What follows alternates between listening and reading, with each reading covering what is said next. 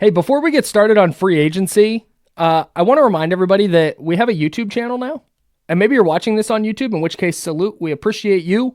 But if you're listening to this on your favorite podcast app, go ahead and hit youtube.com/@Candlestick Chronicles Podcast, or just search Candlestick Chronicles on YouTube, and you'll find our channel there. During the season, we go live after games. We have a great time with that. So if you could subscribe, hit the little notification bell, and while you're watching a video, leave a comment, give a like, give it a thumbs up. We would appreciate the heck out of that if everybody could swing over and do that. Yeah, be part of the discourse, part of the narrative. Be part of the thought leaders, you know? That's what we're doing here at Candlestick Chronicles. All right, man. So we're going to do a ton of NFL draft stuff, obviously. But I want to make sure that we're not overlooking free agency, because I think there's for example, and we can just start here. We're going to do 3 free agents each that we think the Niners should go after. And I guess we'll start here. So to me, like, center is a position I think the Niners need to address this offseason. Jake Brendel was not good enough last year, and they need to find a long-term answer there, right? Well, if they go sign a free agent center, and I have a name here, that changes, like, okay, maybe now they're not drafting a center super early. Maybe now that's not something that they go after this year. Maybe they kick that can down the road a year or two. Whereas if they don't sign a free agent center, then, hey, maybe, you know what, we're looking at the second round and the Niners are trading up to draft a center. I think that's where things can really shift and change in free agency. So it's still important. And Ryan Kelly from Indianapolis is the first name that jumps out to me. He's been the center in Indy for a long time. He's dealt with some injury stuff, but just when he's healthy, he's a rock solid player that I don't think is going to break the bank. And that's kind of a big deal. I think they want to get a veteran player in that spot just because it is so important. We've seen Kyle Shanahan prioritize that. And I think they thought they struck gold with Jake Brendel, where they were going to sign him to this cheap 4-year deal and have their long-term center. And it's just not quite working out. And I think if they get a veteran like Kelly, at least for the next couple of years, while they groom that long-term option, that's what that would make sense to me. Yeah, we've seen Kyle Shanahan over the years prioritize center much more so than guard, I think. I think Kyle Shanahan, the way he views it is, you obviously get good tackles and you have a good center, and then you sort of fill in on the margins with guards. In terms of the premium assets that you invest in those positions, right? So It was Weston Richburg who got a top of the market contract in 2018.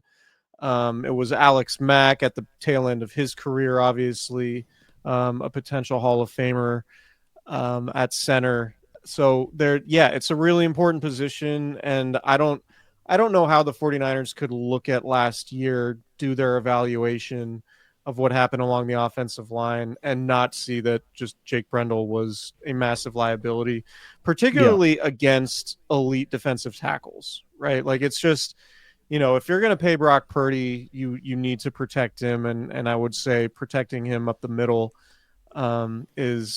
should be a priority. And having a good center helps in the run game, helps in the passing game, helps set protections. I think upgrading the center position and getting more production there should be a huge priority for them this offseason. And I'm with you. I think Kelly would be a great name to look at. Yeah, 4-time Pro Bowler. He was a second-team All-Pro back in 2020. He played only 10 games last year and 14 games in 2023. But I don't. That can't deter you for me from going and getting him. In fact, it might just drop his price a little bit. And maybe you still draft a center.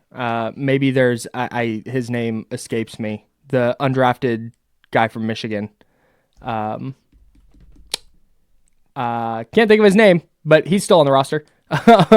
Maybe that's somebody that they're grooming to be their center long term. I know there was somebody they signed at the end of last year that they signed to a 2-year deal, indicating that maybe he'll be in the mix. But man, if you can go get a 4-time, yes, I believe so.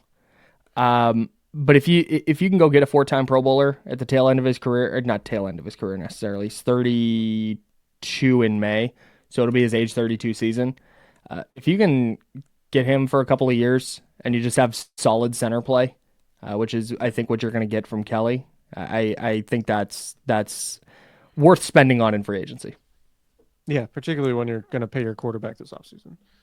Yeah, man, and I think that just real quick on the Brock Purdy thing, I think that was part of the reason he struggled this year, and part of the reason he held on to the football and was not stepping into throws and was bailing out of the pocket, especially early, is because I don't think he had a ton of faith that there wasn't going to be pressure up the middle early in the down. So you just have to fix that spot. If you can go get a 4-time Pro Bowler, it makes sense. Where's your first one? Oh, go ahead. Well, real quick on that point, like for all the geometry experts on there, pressuring the quarterback up the middle is generally a more effective way to bother quarterbacks because it's a much closer distance than even from like the defensive end spots. Yep. So if you can't block up the middle, that's even more problematic than tackle.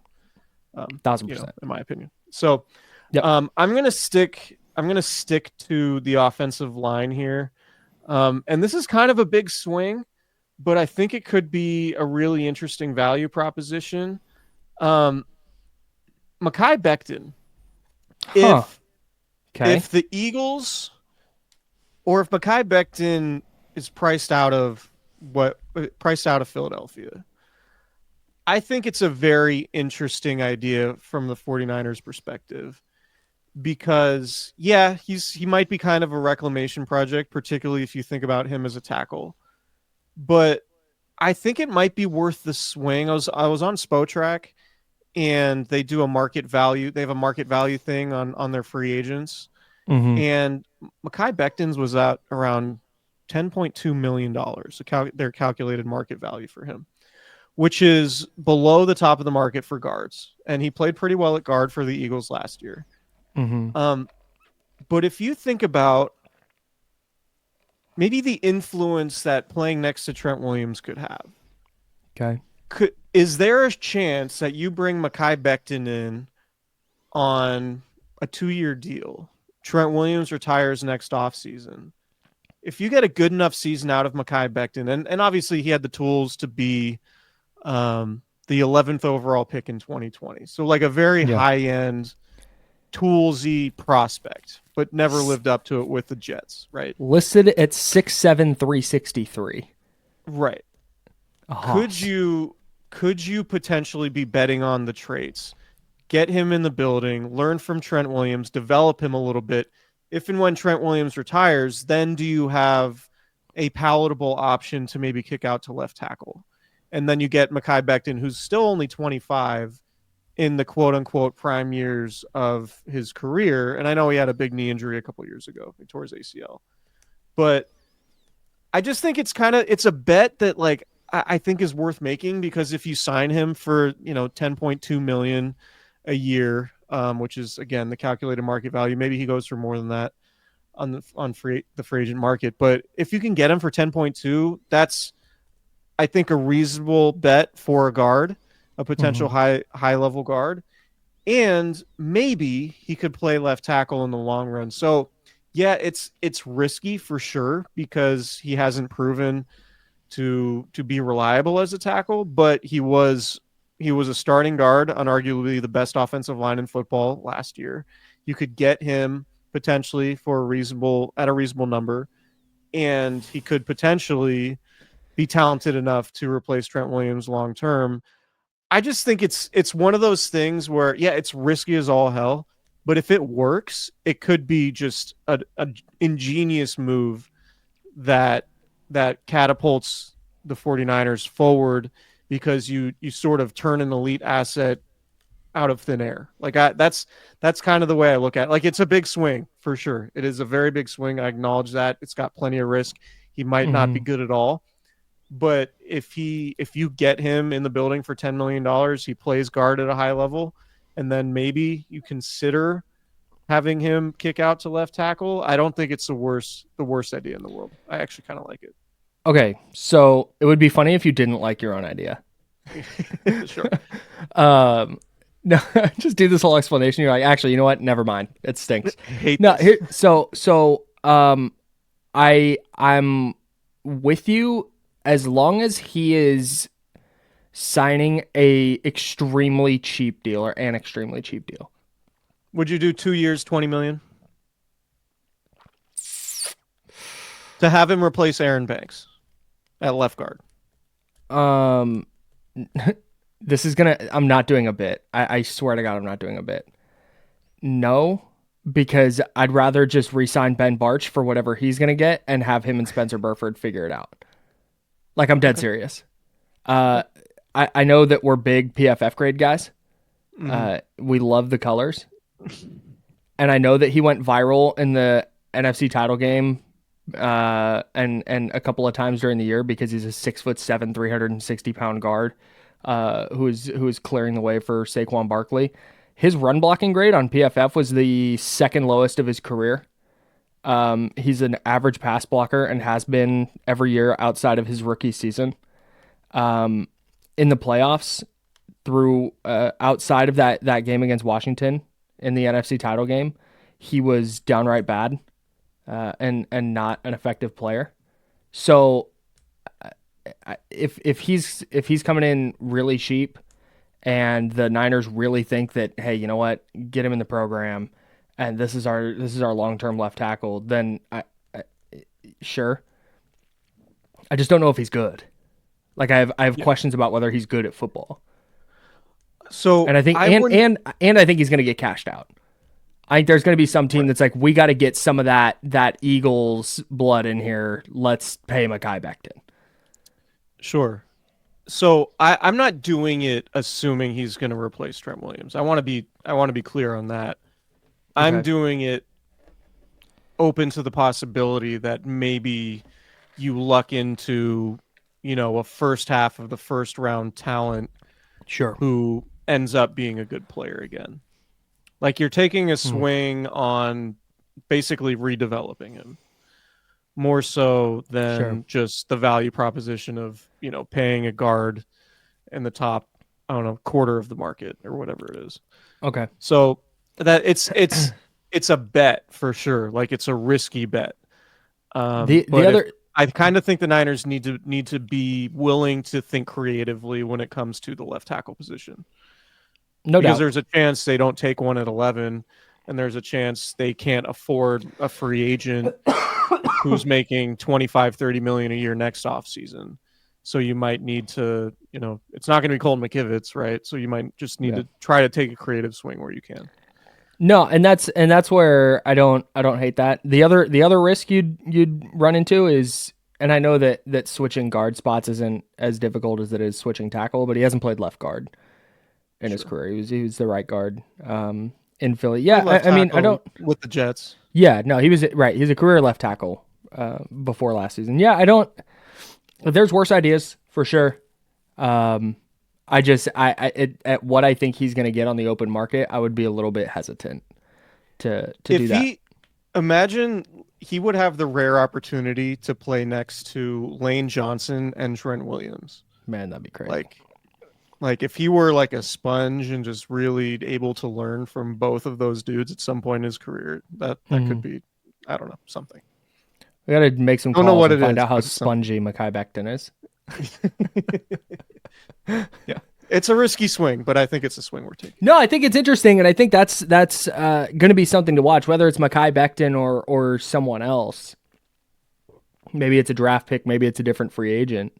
Because I think with any offensive lineman that comes in, I think that's in the back of your mind. How do you replace Trent Williams? Not only when he retires, but I mean, you have to account for he's going to miss 3 to 5 games this year. And what do you do in those games? Because right now, when Trent Williams is out, the 49ers are going to lose. I guess has kind of been the case when Trent Williams hasn't played. So I think especially when you start talking about Mekhi Becton, if you think that he's a plug and play, like he can be your swing tackle and your starting left guard, and you can get him for relatively cheap, then sure. Yeah. And just the off the bus factor, you have Trent Williams and Mekhi Becton coming off the bus first. Like, I do think there's something to. I saw the phrase hog mollies for the first time in my life. And it did not refer to somebody hoarding drugs. And That guy's hogging all the mollies. I love her. Never mind. I'm not going to continue that bit. So, so I do think there's something too, and this sounds so dumb, but I'm a big fan of, we get too deep into the weeds of football analysis sometimes, and sometimes having big fast dudes is just the move. And I do think there's something too, just having some hosses on your offensive line. Like maybe they're not the most technically sound dudes, but you know what? They're big as hell and they're just going to go move bodies. I think there's third and goal. Third and goal from the 2-yard line. You have George Kittle, Trent Williams, and Mekhi Becton on the left side of the formation. You feel pretty good. Kyle Juszczyk in motion. Right. You feel pretty good about handing the ball to Christian McCaffrey in that scenario. God, imagine if they still had Charlie Warner. What would I want to finish? I want to put a bow on the Mekhi Becton thing here because I do think that's interesting. But what would that mean for Austin Pleasance? I mean, the mindset doesn't change. You're competing every day. No doubt. Iron sharpens iron, I've heard. Yeah, Austin knows this. Nothing's given in this league. In our league, as Austin Pleasance has accomplished and everything he's earned, there are no guarantees. No doubt. You're totally right. I think that's going to be my bid on Niners Wire. Whenever the Niners sign a free agent, I'm going to write about how it affects the most random player on the roster I can think of. We're really selling this episode by starting out with a pair of interior offensive linemen. Well, but it's like, I mean, look, so this is, again, not to get into the weeds of, and this is not complaining about our profession, but it's like, I'm not going to go, I don't think the Niners are going to be players for Chris Godwin or T. Higgins. So I'm not going to write about it. I think what you're going to see is the Ryan Kelly types. If they want to spend a little, maybe it's a Mekhi Becton type. I think that's where their free agency money is going to go. I don't. Maybe a linebacker. We'll get to a linebacker here. In fact, we can get to a linebacker right now if you want. Yeah, these are pretty reasonable, like middle tier free. Like I don't think the Niners are going to go big game hunting in free agency.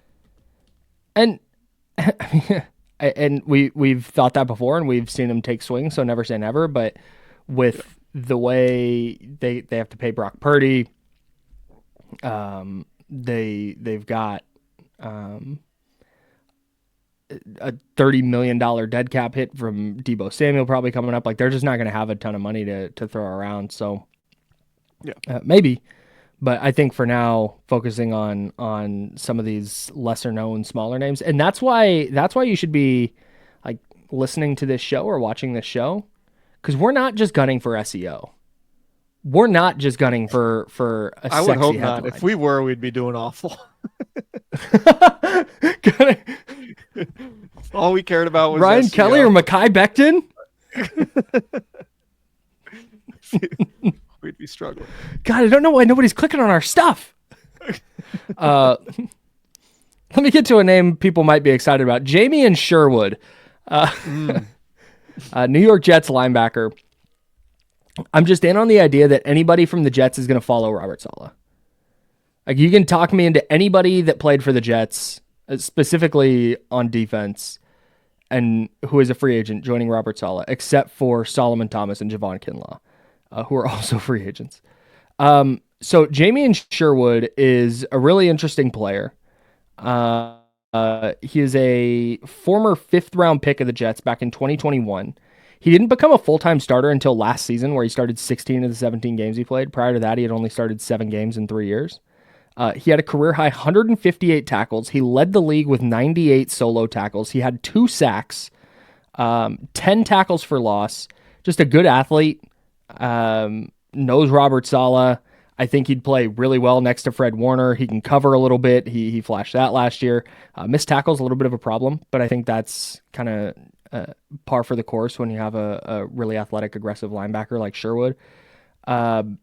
Maybe he breaks the bank and maybe he really gets paid based off of last year, but he had not played a ton of defensive snaps prior to last year. In fact, quick math, he had played fewer than 400 defensive snaps prior to last season. and then really broke out. So I think there's going to be a little money for him, but not a ton. And I think he could plug and play. He's familiar with Robert Saleh. Robert Saleh is familiar with him. And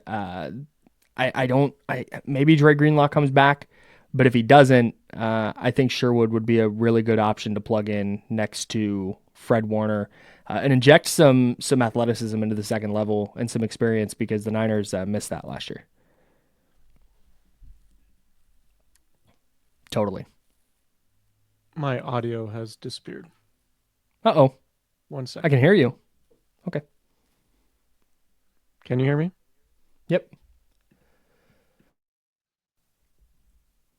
Yeah, I think that makes a lot of sense. I don't think you feel great about what you have in D. Winters. I think as of now, D. Winters might be a third linebacker at best, probably not one of your top two.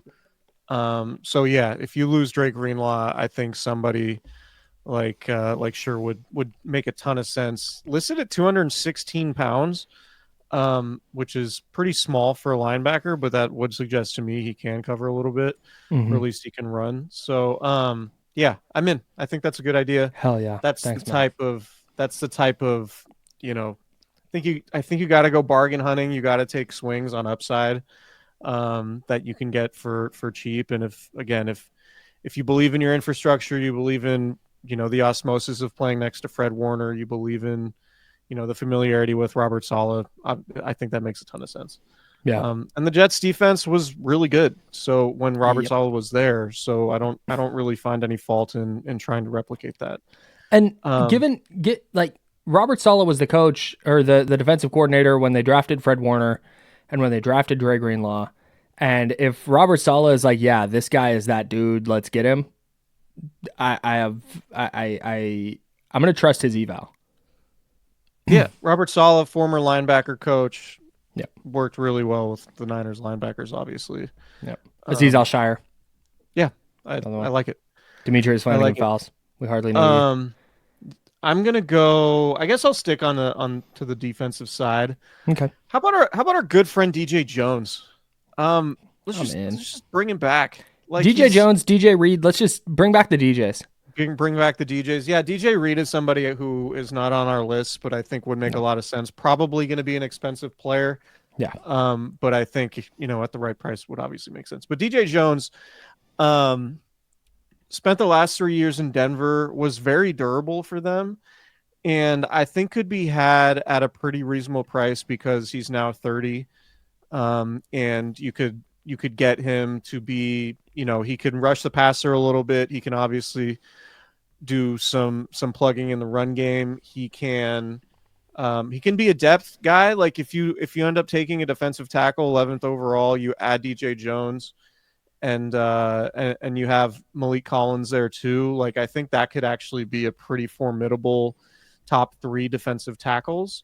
And I think you can maximize DJ Jones if he is your second or third defensive tackle. You're probably optimizing him, right? Like he's probably not like your top pass rushing 3 technique, but if he can be your 1 technique or 0 technique, I think you feel pretty good about that, even at this stage in his career. And I just think he can be had cheap.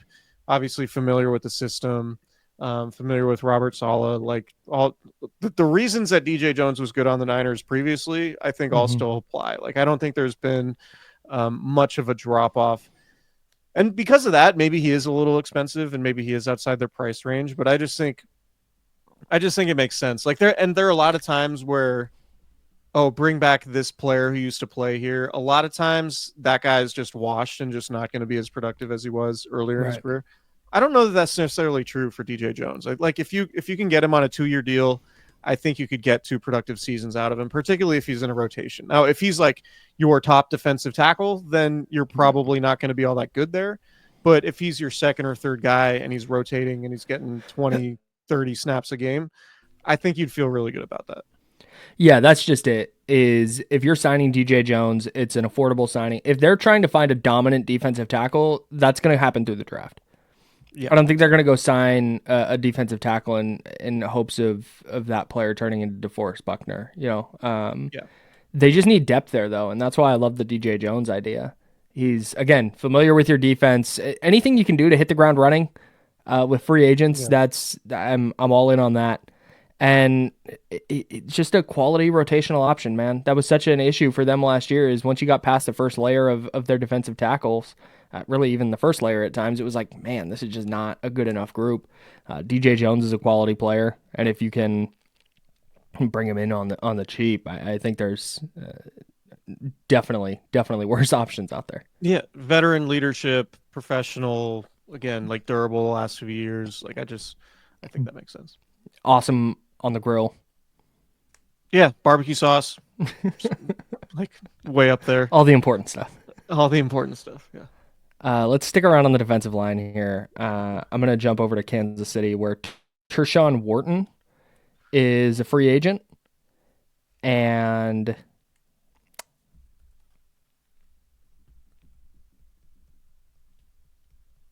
former undrafted guy. 6'1", 280 is what he's listed at. Versatile, can play defensive tackle. He can rush off the end a little bit if you want, but my guess is he's more of a defensive tackle. He's played for 5 years, every year in Kansas City. 72 games, 13 starts. He has 13 and a half career sacks, a career high 6.5 this season. Again, he's probably starting for you if you're signing him, but I don't think he's going to break the bank necessarily.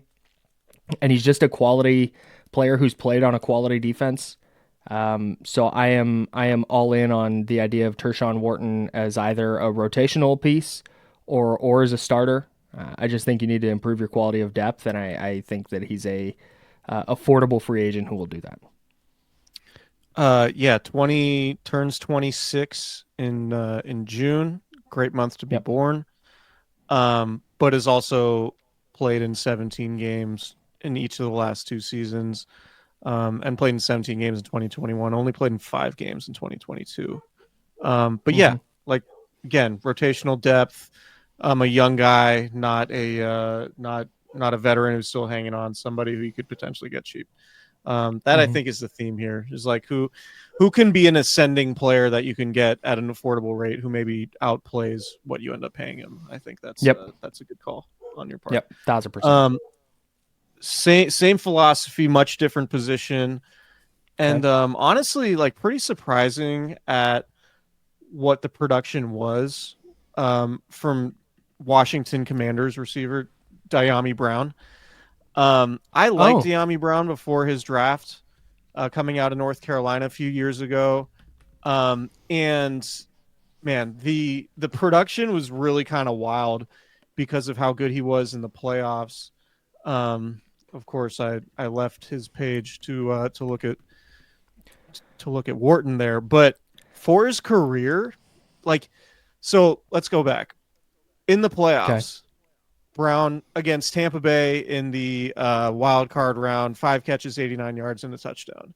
Against Detroit in the divisional round, 6 catches on 8 targets for 98 yards.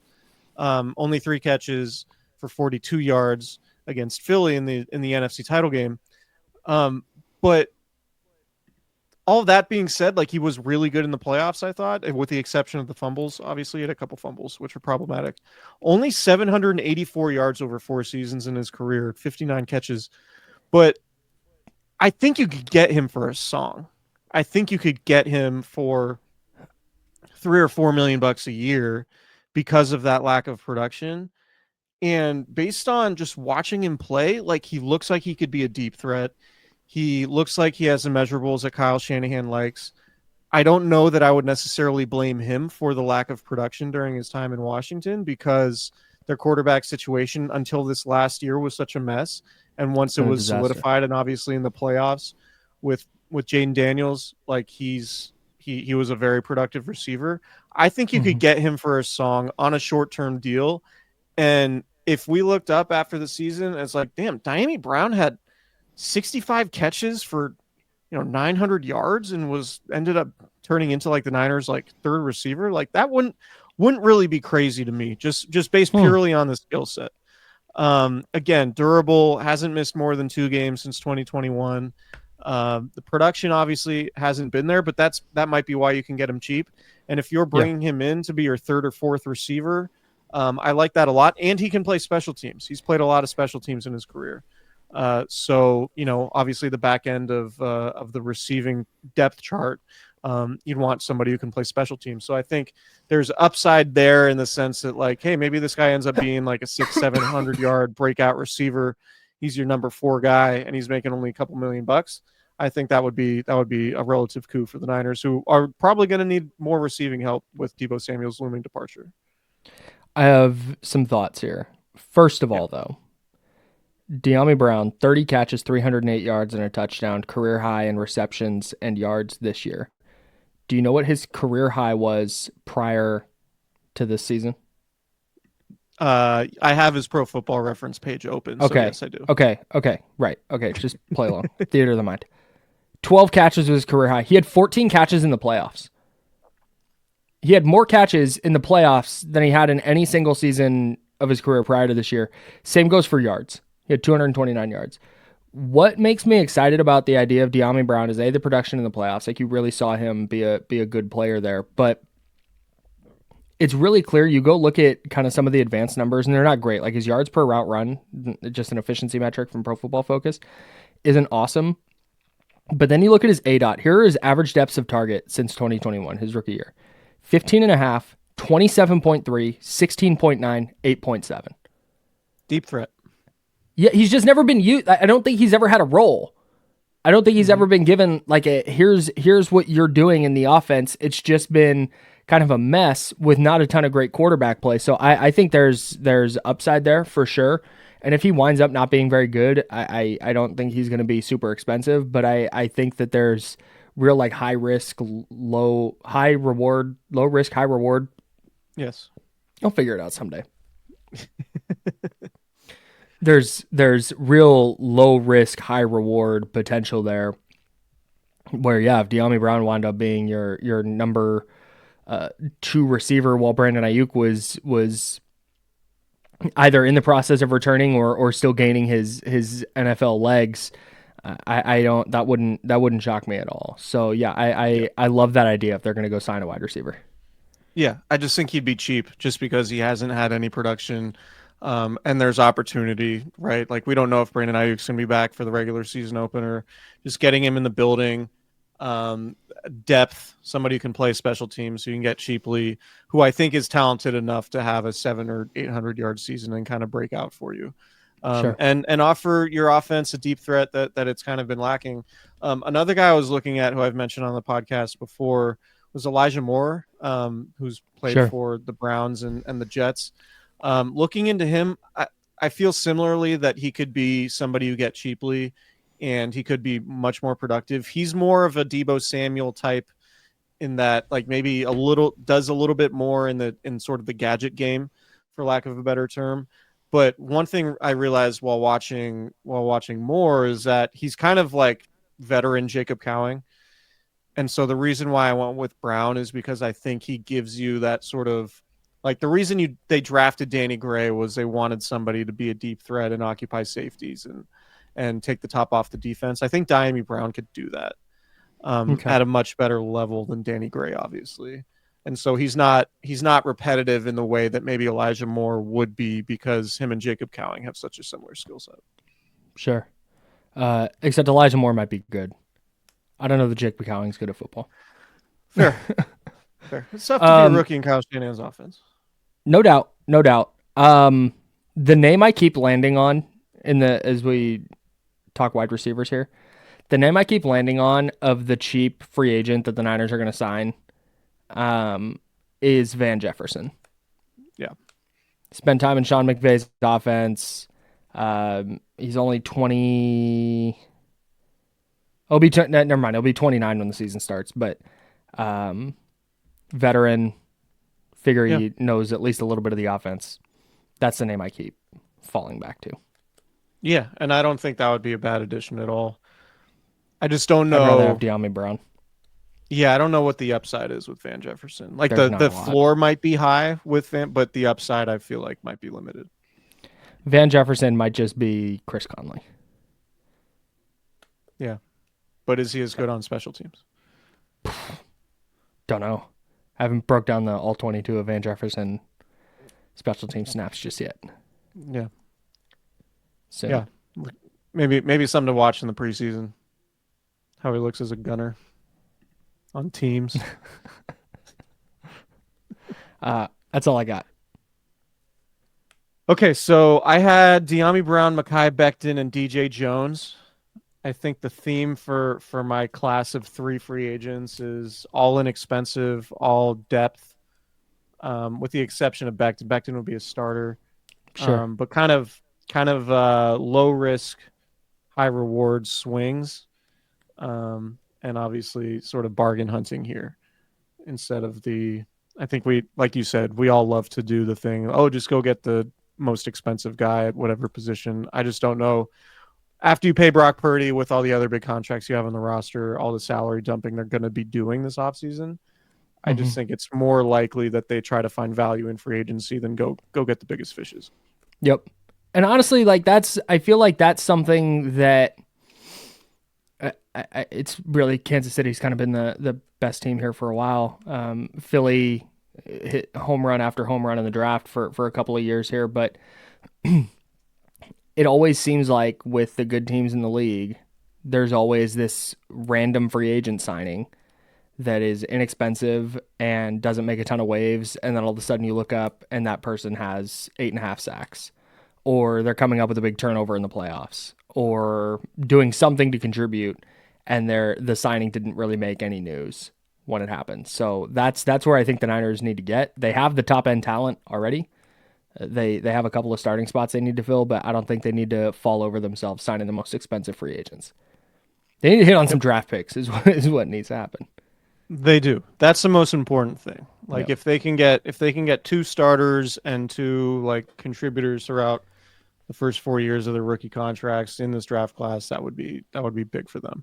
Yeah, no doubt. And if any of those guys turned into stars, I mean, really, taking a step away from free agency, really why the 49ers have become contenders or have been contenders for so long is just their ability to draft star players, even obviously well outside the first round. So, that's ultimately what they have to do. But I think being smart in free agency is part of it as well, because this team clearly has needs. You can address some of these needs cheaply.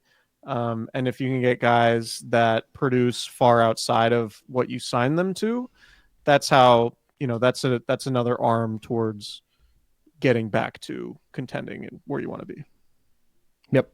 No doubt. I think that's all I got. That's all I got. Subscribe to our YouTube channel. 5-star reviews on all of your podcast apparati platforms. Thank you. On YouTube, notification bells, comments, hit the subscribe button. Again, leave us a comment, leave us some takes, be part of the discourse, part of the narrative, become a thought leader. Yeah, do that. Things. Do all those things. And we will talk to you guys later in the week. Yeah, see you. Or actually next week, barring any crazy breaking news. Yeah. See ya.